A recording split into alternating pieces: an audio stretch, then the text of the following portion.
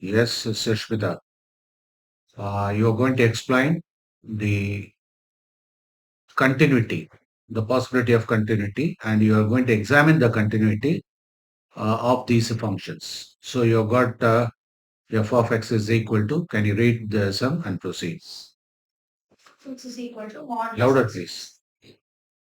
modulus x plus 3 if x is less than minus 3, then minus 2x if minus 3 is less than x and less than 3, 6x plus 2 if s is greater than or equal to 3. So first வந்து இங்க three கேசஸாக நம்ம வந்து divide பண்ணிக்கணும். First case வந்து minus three less than. So less than சொல்லும் போது இந்த side அந்த எக்ஸ் ஆக்சிஸ் நம்ம பேஸ் பண்ணி ப்ரொசீட் பண்றோம். ஸோ அதனால இங்க வந்து ஸ்மால் இன்டர்வல் டெல் எக்ஸ்னு எடுத்துக்கிறோம். ஏன்னா வந்து இது மைனஸ் த்ரீ போகும்போது இந்த சைடு போகும். ஸோ மைனஸ் டெல் எக்ஸ்னா அப்போ வந்து நம்ம எக்ஸா இன்க்ளூட் பண்ணிக்கணும் ஸ்மால் இன்டர்வல். ஸோ அது கேஸ் ஒன். கேஸ் டூ வந்து மைனஸ் த்ரீன்னு சொல்லியிருக்காங்க. மைனஸ் த்ரீ மட்டும் நம்ம எழுதணும். அதுக்கப்புறம் பிளஸ் த்ரீ. கேஸ் டூ வந்து அங்க மேலேயே இருக்கு. அதாவது லெஸ் தேன் ஒன்னு எடுத்துட்டா அது case one. Equal to minus த்ரீன்னு இருக்கிறது கேஸ் டூ. இன்க்ளூடட்ன்றதுனால மைனஸ் த்ரீ அது வந்து கேஸ் டூ. கேஸ் த்ரீ வந்து மைனஸ் த்ரீ அண்ட் த்ரீன்னு சொல்லியிருக்காங்க. ஸோ நம்ம பிளஸ் த்ரீ மட்டுமே எடுத்தா போதும். ஏன்னா வந்து மைனஸ் த்ரீயும் அது இன்க்ளூடட் தான். ஏன்னா லெஃப்ட் சைடு வரப்போகுது. ஸோ அதனால பிளஸ் த்ரீ மட்டும் எடுத்துக்கோம். கேஸ் ஃபோர் வந்து greater than R equal to three. அப்போ வந்து கிரேட்டர் தானா த்ரீ பிளஸ் எடுக்கணும். அதுக்கப்புறம் வந்து த்ரீ எடுக்கணும். ஏன்னா இது இன்க்ளூடட். ஸோ ஃபர்ஸ்ட் வந்து எஃப் ஆஃப் ஃபர்ஸ்ட் கேஸ் வந்து மைனஸ் த்ரீ மைனஸ்னு எடுத்திருக்கோம். ஏன்னா வந்து இந்த ஸ்மால் இன்டர்வல்னு சொல்லியிருக்காங்க. ஏன்னா எனக்கு லெஃப்ட் சைடு வருது. ஸோ கேஸ் டூ வந்து கேஸ் டூ வந்து வெறும் மைனஸ் த்ரீ. ஏன்னா இன்க்ளூடட்னு சொல்லியிருக்காங்க. கேஸ் டூல வந்து வெறும் மைனஸ் த்ரீ மட்டும் எடுக்கிறோம். கேஸ் த்ரீல வந்து மைனஸ் த்ரீ பிளஸ் எடுக்கிறோம்.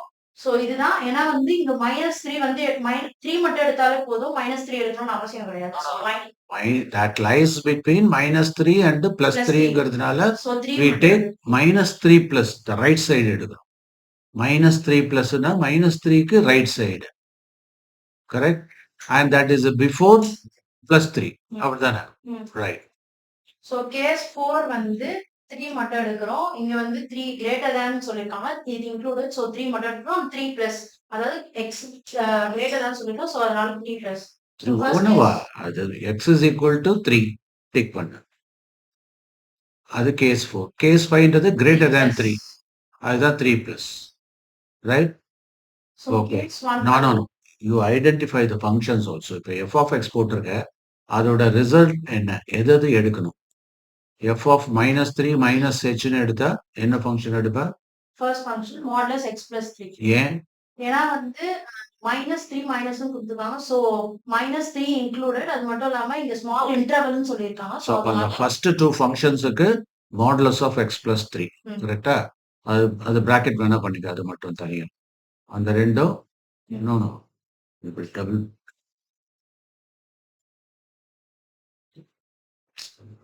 ரெண்டுத்தையும் சேர்த்து பண்ணுமா?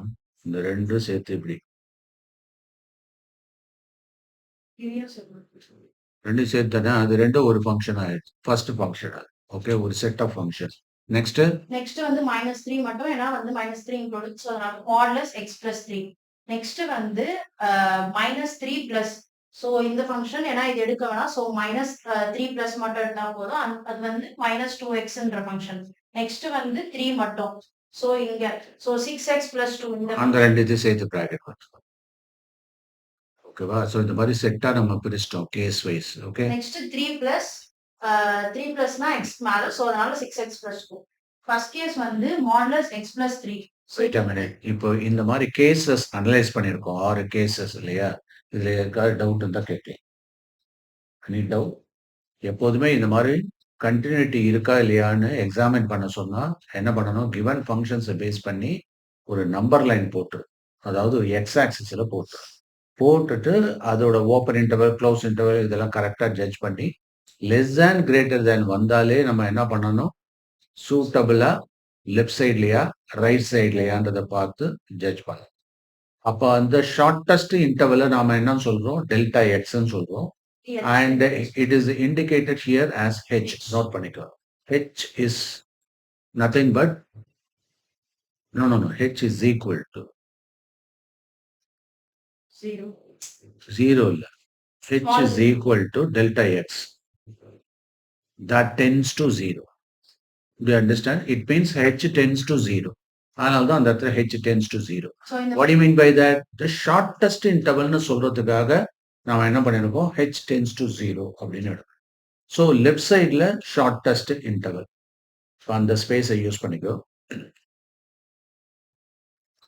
இந்த இதை மட்டும் போடுவோம். அதாவது x அந்த ஃபர்ஸ்ட் ஃபங்க்ஷன் அண்டர்லைன் பண்ணது மேல டாப்ல அதை மட்டும் இண்டிகேட் பண்றோம். ஸோ அதுல நம்பர் லைன் போடு. கொஞ்சம் கீழே கீழே கீழே போடு. Number line. இப்போ அதை -3 ரெப்ரசன்ட் பண்ணு. இப்போ கொஞ்சம் தள்ளி போட்டா ரெண்டு பக்கம் கம்ஃபர்டபுளா நம்ம டிஸ்கஸ் பண்ண சௌரியமா -3. இப்போ -3 லெஸ் தேன் -3 ஆர் ஈக்குவல் டுன்னு கொடுத்துருக்கோம். ஈக்குவல் டுன்னு கொடுத்ததுனால அங்க டாட் வைக்கிறோம். நல்ல பெருசா டாட் அது மேலே வை. அப்பன்னா தட் இன்க்ளூட்ஸ் -3. இந்த மீனிங் புரியுதா? ரைட். ஆனா அங்க ஒரு இண்டிகேஷன் கொடுத்துருக்கான் லெஸ் தேன் சொல்லிட்டு. அப்ப லெஸ் தேன் அப்படின்னாக்கா ப்ரீவியஸா புரியுதா? எவ்வளவு தூரம் ப்ரீவியஸ்? இப்ப -3ன்னு இருந்தா -3க்கு முன்னாடி எவ்வளவு இருக்கும்? -2 எடுக்கலாமா? இல்லையா? ஆனா நான் என்ன சொல்லியிருக்கேன்? ஷார்டஸ்ட் இன்டர்வல்ல தான் இருக்கணும். Shall we say -2.999999 like that? Okay. So அப்ப அந்த இடத்துல -2.9 அங்க போறப்போ 2.9 வராது. இப்படி தலையில வரும். 3.1ல வரும். -3.1ன்னு வரும். கரெக்டா? கொஞ்சம் தள்ளி -3.1 அப்படின்னு வரும். கொஞ்சம் அது நல்ல பெருசாவே எழுது. கீழ் பக்கமா ஆரோ மார்க் போட்டு இந்த -3.1 -3.1க்கும் -3க்கும் என்ன டிஃபரன்ஸ்? இல்ல என்ன இன்டர்வல் அது? டிஃபரன்ஸ் எவ்வளோ? இதுல எது பெரிய நம்பர்?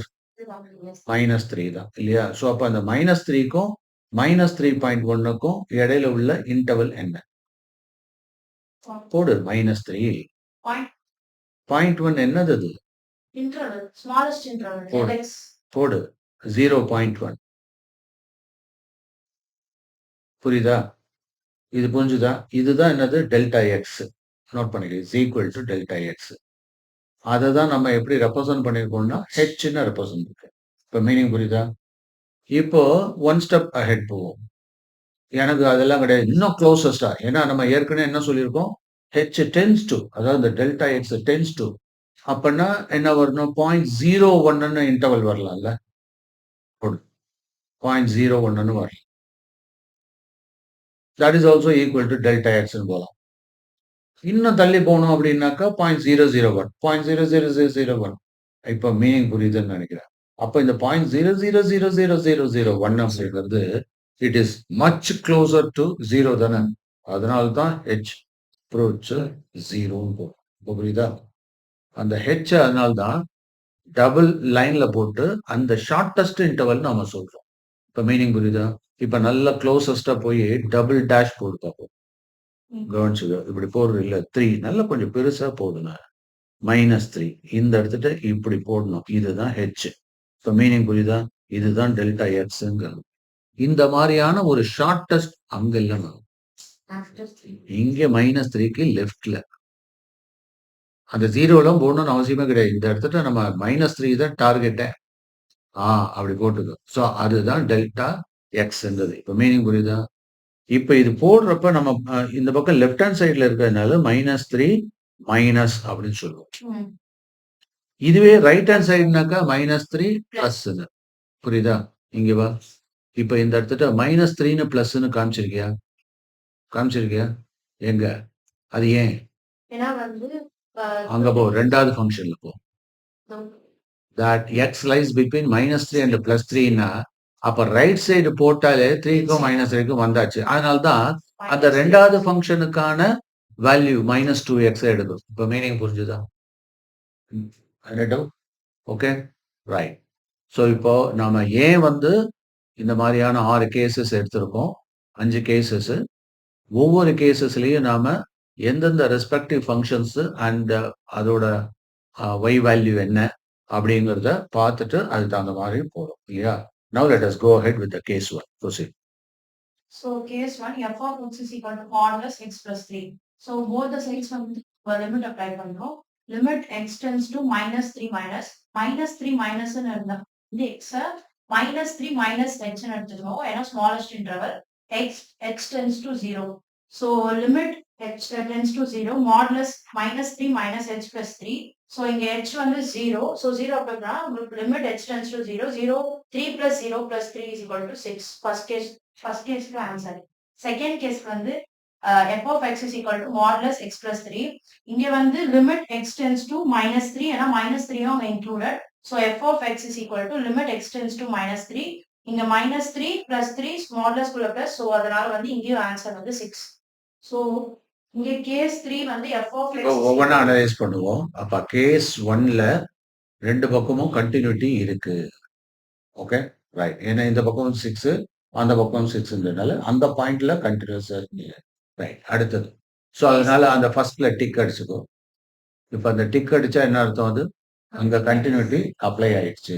அப்புறம் கேஸ் 3ல வந்து f of x is equal to -2x. இங்க வந்து -3 பிளஸ் எடுக்கிறோம். ஏன்னா அங்க வந்து -3 பிளஸ் இப்ப இந்த கேஸ் 3ன்றத நம்ம நல்லா புரிஞ்சுக்கணும். கேஸ் 3னா உடனே நம்ம என்ன பண்ணக்கூடாது? சார் கேஸ் 3னா 2வது ஃபங்ஷன் இங்க கரெக்ட்டா வருது. ஆனா கேஸ் 4ன்னு போயிட்டோம். அப்ப கேஸ் 4 அப்படின்னாக்கா, சார் இங்க 3 ஃபங்ஷன் தானே குடுத்துருக்கான். எப்படி உங்களுக்கு 4த் அண்ட் 5த் கேஸ் வந்தது? எனிவன்? டவுட்டா? இதுக்கு யாராவது பதில் சொல்ல முடியுமா? அதுக்கு தான் அந்த நம்பர் லைன்ல போட்டு காமிச்சோம். அங்க இருக்கிறது ஃபார் எக்ஸாம்பிள் இப்போ எப்போதுமே இப்ப 4 விரல் இப்படி 5 விரல் எடுத்துக்கங்க. இப்படி ஹிட் பண்ணி இப்படி 5 அப்படின்னு காமிச்சேன்னா எத்தனை கேப் இருக்கு? 5 கேப். புரியுதா? அப்போ 5 விரல்னா 4 கேப் இருக்கு. புரியுதா? அப்போ இந்த லிமிட்ஸ் எல்லாம் அனலைஸ் பண்றப்போ நம்ம ஈக்குவல் நம்பர் ஆஃப் எலிமெண்ட் வரும்ல எதிர்பார்க்க முடியாது. அங்க என்ன குடுத்துருக்காங்க? இந்த ஃபர்ஸ்ட் கேஸ்ல என்ன குடுத்துருக்காங்க? அது ஒரு இனீக்வாலிட்டி. ஃபர்ஸ்ட் கேஸ் என்னது? இனீக்வாலிட்டி. இனீக்வாலிட்டி. செகண்ட் என்னது? அதுவும் இனீக்வாலிட்டி பட் பிட்வீன் 2 பாயிண்ட்ஸ் அங்க குடுத்துருக்கான். புரியுதா? அப்ப அந்த 2 பாயிண்ட்ஸ்ல அது ஒரு இதாவே கன்சிடர் பண்ண முடியும். அதாவது -3 பிளஸ் அப்படின்னாலே அது -3க்கும் 3க்கும் இடையில தானே வரப்போகுது. அதனால அது அப்படியே ஸ்ட்ரெயிட் ஃபார்வர்டா எடுத்துக்கிறோம். அதுதான் தேர்ட் கேஸ். அதனால தான் அந்த -3 பிளஸ் அங்க கொண்டு வந்துட்டோம். மீனிங் புரியுதா? தேர்ட் கேஸ்னா இந்த இடத்துல 2வது ஃபங்ஷன். ஃபங்ஷன் வேற, கேஸ் வேற. அதனால தான் அத பிராக்கெட் பண்ண சொன்னேன். இப்ப புரியுதா? அதுல ஃபங்ஷன்னு காமிச்சிருக்கோம். அந்த 2 சேர்ந்து ஒரு ஃபங்ஷன். 2வது ஒரு ஃபங்ஷன். 3வது, 4வது சேர்ந்தது ஒரு அதான் 4, 5 சேர்ந்தது ஒரு ஃபங்ஷன். புரியுதா? இப்ப மீனிங் நல்லா புரிஞ்சிருக்கும்னு நினைக்கிறேன். ஓகே. ஸோ இத வந்து ஒரு கட்டம் கூட கட்டலாம் நீங்க. தெளிவா இருக்கும். அப்படியே ஒரு கோடு போட்டு நோ. ஆ இப்படியே லைன் இப்படி. ஓகேயா? இதுதான் என்னது? அந்த ஃபர்ஸ்ட் ஃபங்ஷன். தேர்ட் ஃபங்ஷன் டபுளா வருது. ஃபர்ஸ்ட் ஃபங்ஷனும் டபுளா வரும். இடையில உள்ளது செகண்ட்ல, இன் பிட்வீனா ஒரு பாயிண்ட்ல வரப்போகுது. ஒரு ரேஞ்சா வருது. ரைட் ப்ரொசீட் பண்ணுங்க. கேஸ் 3 வந்து f of x is equal to -2x. இங்க வந்து -3 பிளஸ் எடுக்கும். இங்க 3 பிளஸ் வந்தா -3 பிளஸ் h எடுக்கும். x tends to 0. So limit h tends to 0 -2x.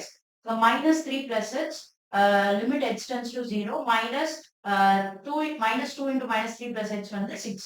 So next case 4 வந்து f of x is equal to 6x plus 2. இங்க வந்து x is equal to 3. limit x tends to 3. So f of x is equal to 6x plus 2. அந்த இதெல்லாம் கொஞ்சம் போட்டு சொல்லியிருக்கலாம்ல. -2 திடீர்னு பார்க்கறதுக்கு சில பேர் புரியாது. ஹெச்ச சப்ஸ்டிட்யூட் பண்ணி அப்புறமேட்டு பொறுமையா வரும். ஒண்ணும் அவசரமே இல்ல. அந்த ஹெச் எங்க போச்சுன்னு திணறிட்டு இருப்பாங்கல்ல. ஸோ புதுசா படிக்கிறவங்களுக்கு கஷ்டமா இருக்கும். h tends to 0.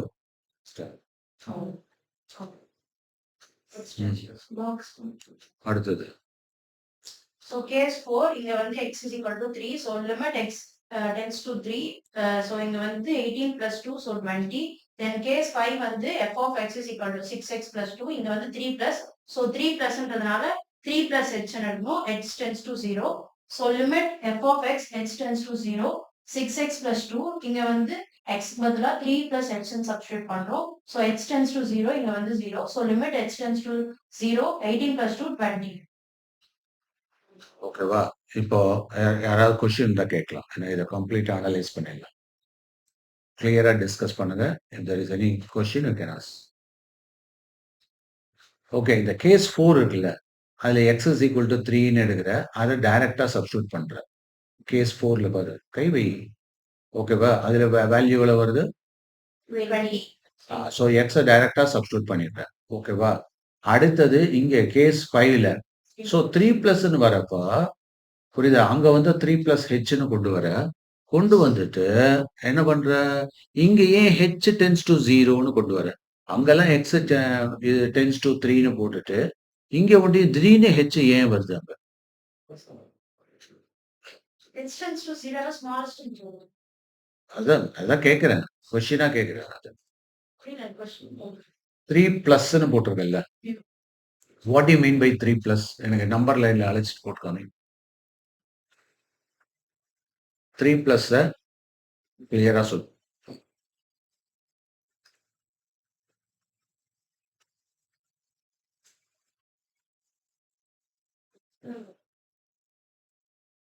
நல்ல பெருசா போட்டிருக்க. எக்ஸ்பிளைன் பண்றது உனக்கு நல்ல பெருசா இருக்கும். உனக்கு அந்த வெர்டிகல் லைன்ல கூட தேவையே இல்ல. விட்டுரு. எனக்கு ஐ அம் டாக்கிங் அபௌட் ஒன்லி எக்ஸோட நம்பர் லைன். அது வேண்டாம். அது வேண்டாம். எனக்கு நம்பர் லைன்னா வெறுமனே எக்ஸ் தான் போடப் போறேன். நல்லா பெருசா போட்டு. இப்போ நம்ம என்ன டிஸ்கஸ் பண்றோம்? 3+. 3+னா what does it indicate? So 3+னா இங்க வந்து எந்த இடம்? போடு. அங்க டபுள் ஸ்லாஷ் போடு. சின்னதா போடு. அதுதான் 3+. அந்த delta x is equal to ஹெச்ன்னு போடுறல்ல. ஸோ அத நாமன்கிளேச்சர் பண்ணு. அத ஐடென்டிஃபை பண்ணு. 3+ன்னு ஐடென்டிஃபை பண்ணு. இப்ப புரியுதா? மேல போடு. 3 பவர்ல போட்டு பிளஸ்ன்னு போடு.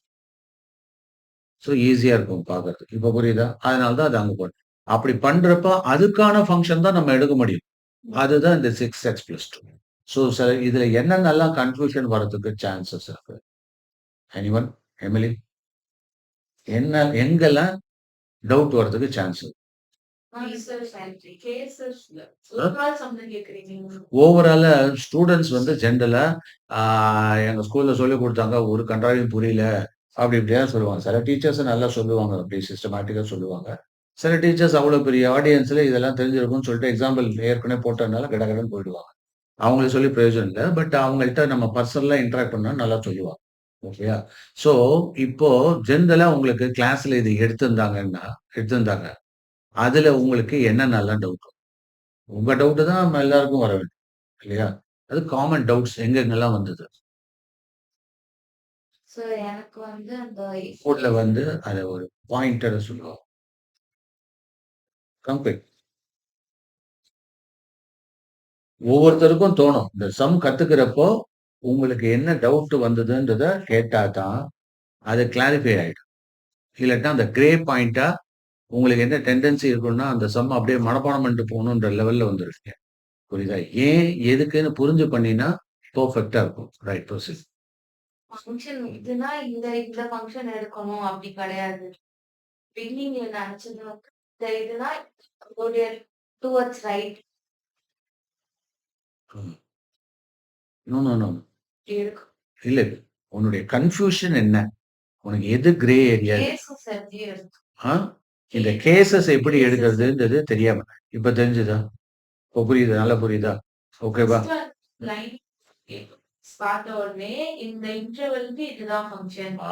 உடனே எடுத்து போட்டு அதை ஐடென்டிஃபை பண்றதுக்கு இந்த டேபிள் வந்து ரொம்ப யூஸ்ஃபுல். இப்போ அவேர்னஸ் உங்களுக்கு இருக்கும்னு நினைக்கிறேன். இல்லையா? ஸோ அதனால இந்த டேபிள் இந்த முதல்ல நீங்க இந்த சம்முல நாம எப்படி அப்ரோச் பண்ணணும் அப்படின்னா, சம்ம பார்த்தோன்னே உடனே நம்பர் லைன் போட்டுரு. நம்பர் லைன் போட்டோன்னே அதுல எதெல்லாம் less than or equal to, greater than equal to இப்படி எல்லாம் வந்ததுன்னா கண்டிப்பா அந்த இடத்துல ஹெச் இருக்கு. புரியுதா? இப்ப லெஸ் தேன்னா லெஃப்ட்ல போகும். இல்லையா? கிரேட்டர் தேன்னா ரைட்ல வரும். இன் பிட்வீன்னா ஒரு வேல்யூ எங்கே வேணா இந்த பக்கம் எடுத்தாலும் அந்த பக்கம் எடுத்தாலும் ஒண்ணுதான். புரியுதப்போ? அதே மாதிரி இந்த இடத்துட்ட x is equal to greater than greater than or equal டுன்னு வந்தா அந்த பாயிண்டே நம்ம எடுக்கணும் கன்சிடர். ஸோ ஈக்குவல் டுன்னு வரப்போ இப்ப 3 ஈக்குவல் டுனா 3யே சப்ஸ்டிடியூட் பண்ணணும். ஆனா லெஸ் தேன் 3 அப்படின்னு வந்தா அந்த இடத்துல 3யை சப்ஸ்டிடியூட் பண்ணக்கூடாது. இப்ப இந்த கேஸ்ல -3ன்னு இருந்ததுன்னா -3 சப்ஸ்டிடியூட் பண்ணக்கூடாது. அப்ப அங்கதான் என்ன பண்றோம் நம்ம? h -h அப்ப -3 -h அப்படின்றத கொண்டு வரும். இப்ப புரியுதா? ஏன்னா அந்த ஷார்ட்டஸ்ட் இன்டர்வல் அது ஒரு கைட்லைனா நம்ம குடுத்தோம். புரியுதா இப்போ? ஸோ அப்ப இந்த ஹெச்ச இன்ட்ரோடியூஸ் பண்றது மூலியமா வரக்கூடிய இந்த அ சம்ம வந்து உனக்கு கம்ஃபர்டபுளா இருக்கா? This is one of the very important concepts. Okay. So any doubt? அப்புறம் இது வந்து டிஸ்கன்டினியூஸ். ஆ அது சொல்லிடு. ஏன் டிஸ்கன்டினியூ?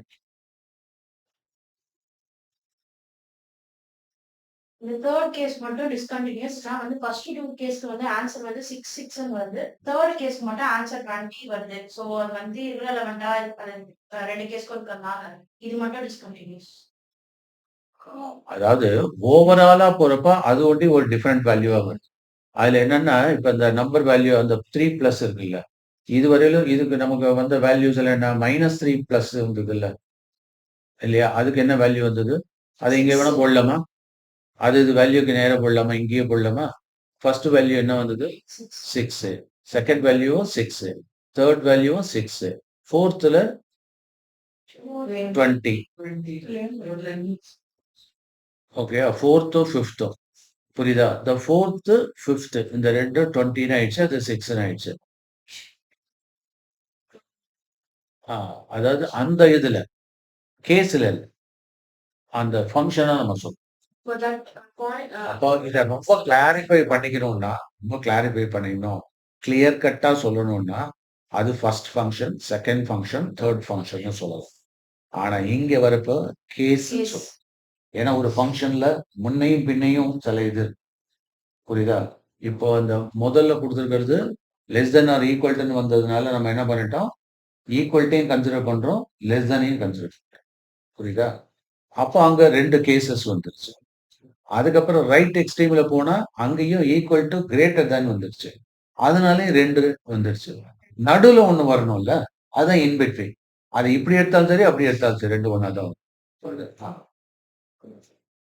இப்போ வந்துட்டு 3 ஃபங்ஷன்ஸ் இருக்கா? ஆ. இப்போ லைக் கடைசி அது ஃபங்ஷன் 1, ஃபங்ஷன் 2, ஃபங்ஷன் 3ன்னே போட்டுக்கலாம். ஆ. இப்போ வந்து இப்போ ஃபைனல் ஆன்சர் வந்துச்சு. தியரி எழுதணும். ஆமா. அப்போ வந்துட்டு நம்ம சொல்லும்போது the graph is continuous till this and it discontinuous. Exactly. At x is equal to 3. அது சொல்றப்ப நம்ம என்ன சொல்லணும்? x இஸ் ஈக்குவல் டூ 3ங்கிற ஃபங்ஷன் வந்து டிஸ்கன்டினியூஸா இருக்கும். அவ்வளவுதான். சோ அப்ப இந்த ஆன்சர் நம்ம எப்படி ரெப்ரசன்ட் பண்ணணும்? The third function. அதாவது வெறுமனே தேர்ட் ஃபங்ஷன் சொல்லக்கூடாது. அதை எழுதிடணும் அப்படியே. f of x plus 2 is not continuous at x is equal to 3. இப்ப புரியுதா? ஓகேவா? f of x is equal to 6x plus 2 is discontinuous at x is equal to 3.